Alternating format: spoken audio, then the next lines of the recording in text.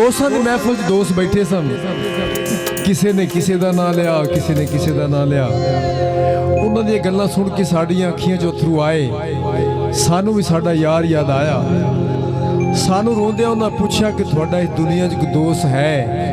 सानू रोंदियां कहना ही पिया कि हमने खुद में तुमको परोया है एक तस्बीह की तरह है दोस्त।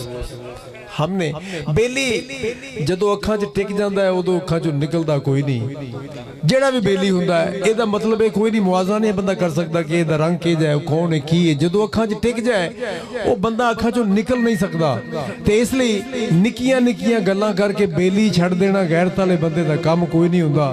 बेली जिंदगी च एक ही बनदा है, सारी जिंदगी च मुख्तसर जिंदगी बिल्कुल थोड़ी जी ਉਹਦੇ 'ਚ ਇੱਕ बेली बनदा ते ਉਹਨੂੰ ਨਿੱਕੀਆਂ ਨਿੱਕੀਆਂ ਗੱਲਾਂ ਤੋਂ ਰੁੱਸ ਕੇ ਛੱਡ ਦੇਣਾ ਬੰਦਿਆਂ ਦਾ ਕੰਮ ਨਹੀਂ ਹੁੰਦਾ। बेली बेलियां ਦਾ ਇੱਕ ਵਾਲ ਪੁੱਟ ਕੇ ਨਹੀਂ ਦਿੰਦੇ, ਇੱਕ ਵਾਲ ਕੀ ਹੁੰਦਾ ਸਾਰਾ ਹੀ ਦੇ ਦੇਣਾ ਬੜੀ ਦੂਰ ਦੀ ਗੱਲ ਏ।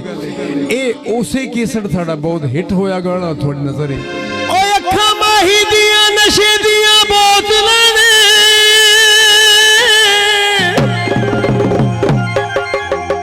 ਬਿਨਾਂ ਕਜਲੇ ਦੇ ਅੱਖੀਆਂ 'ਚ धारी कुंडला वाले वाल माही दे हो जिन्ना मत साडी सी मारी। दिल ठोडी दा पिया जिद करदा लगे ठोडी बहुत प्यारी। पाबंदियां यार खत्म चा कर जिन्ना जिंद सूली उत्ते चारी।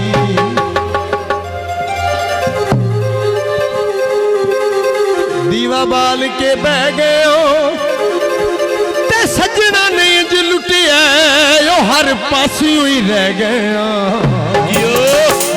की बनया साडा भी की यार सी गूड़ा साडा प्यार सी। मल साहब झूठ नहीं सी बोलदा सानू भी इतबार सी। जुर्म भी दसिया ना, जुर्म भी दसिया ना जा छड़िया सू विचकार असीं हुण की करिए। चल जी न सकदे यार असीं हुण की करिए। साडा भी एक यार सी गूड़ा साडा प्यार सी। झूठ नहीं सी बोलदा सानू भी इतबार सी। जुर्म भी ना बिना हेलो जुर्म भी दसिया ना जा छड्डिया सू विचकार असीं हुण की करिए।